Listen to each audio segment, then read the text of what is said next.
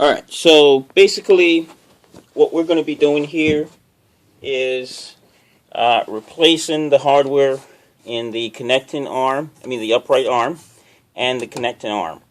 So we need a couple things. We need two ratchet and half-inch wrenches. We need a stubby screwdriver. We also need a long screwdriver. And we might also need this. Okay, this is optional. So I've brought this in. So the first thing we want to do is we want to remove the covers. So we're going to go ahead and remove the covers from here. We go ahead and do that. Right. And we also remove the covers on the back side. We need this stubby screwdriver, this small one, in order to do that.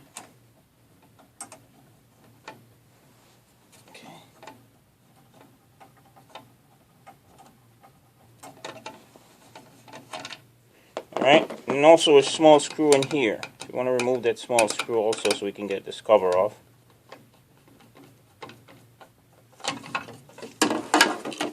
Alright, and here's the culprit. So this, basically this bolt might be bent or warped or something's going on. There's a little noise in here. So we want to remove the hardware and replace them. So we want to use our two ratcheting, put them on reverse. And we basically plug away at them like this.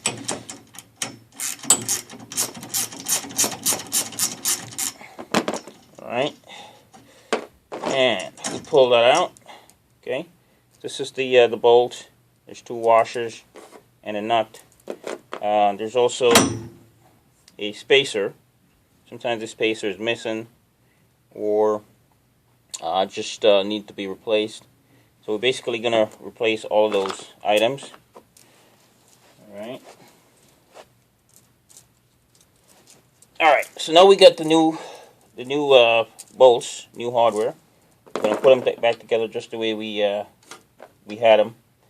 Alright, so we want to put the spacer in first. So we put that spacer in like that.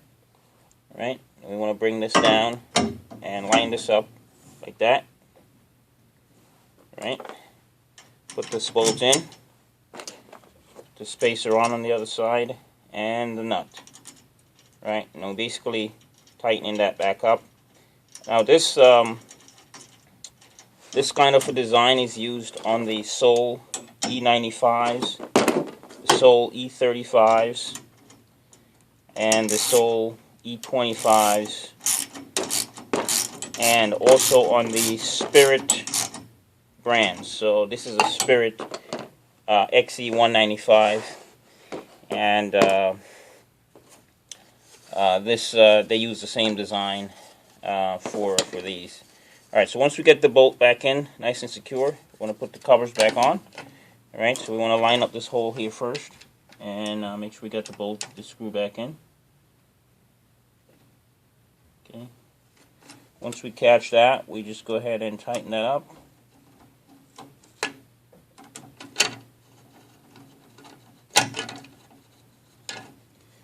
Okay, and then we want to do the same thing to the other side, like that.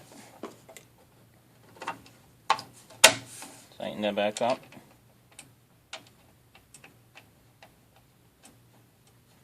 Alright, now going to need a stubby screwdriver like this for the other side.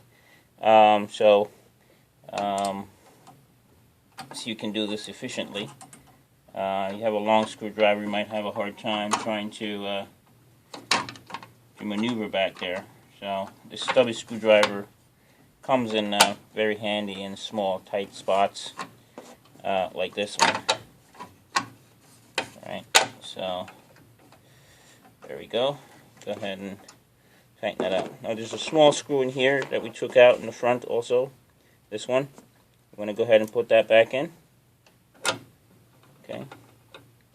Alright, it's a little hard to get in. Sometimes if you don't have a magnetic screwdriver, might be a good thing to get the tip of your screwdriver to be magnetic so you can hold the screw, so that when you're doing tight spots like this, you don't have this problem that I'm having here, where the screw is not going in properly.